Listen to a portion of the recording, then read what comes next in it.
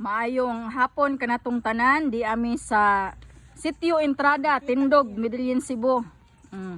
Naadiri among mga kaigsuunan, nag-atang in taon hinabang, tubig o mga pagkaon bisan unsa lang.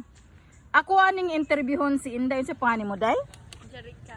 Jerika, Inday. Kumusta man ang inyong kasinatian sa linog yun, Inday? Okay ra pero na trauma. Diin man mo dapita pag linog. Sa balay, Sa sud mo sa balay nagmata pamuntanan. nangatog na. Nangatug na niya. Unsa man joy feeling nimo atong pagkahitabo gyud? Naka-react ba dayon mo?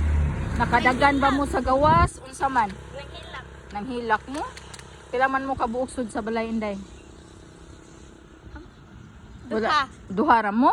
Wala man ka moy manghud nga wala man ka kay manghud nga gamay or kuan. Pero nang gawas ra mo, Inday. Paghunong. Paghunong na. Nya, naay trabaho imong mamagpapa Si Papa naka. karon? Wala. Wala sila katrabaho ron. Nya, mao ni nga nag-atang mo diri sa kalsada. Kay namasin mo kay walay trabaho. So, mga kaigsuunan, mao gini kahimtang no. Dili tanan na ay guba nga panimalay, dili tanan na nga lumpag yun, pero ang tanan wala gyud trabaho, no? So mao na nga unta tagaan ang tanan.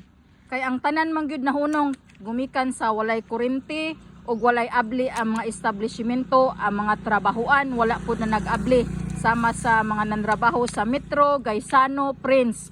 Wala gyud mga trabaho. So mo na nga kaming tanan dire kinahanglan gyud og tabang, dili angay pili-pilion ang tabangan. Ang tanan maagian tabangan gyud unta. Daghan kayong salamat, Inday, ha sa imong pag-share.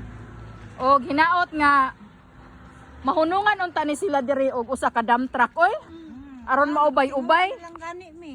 Nagpasinguan na ni sila o bag-ulan jud ni uwan basa pang kalsada.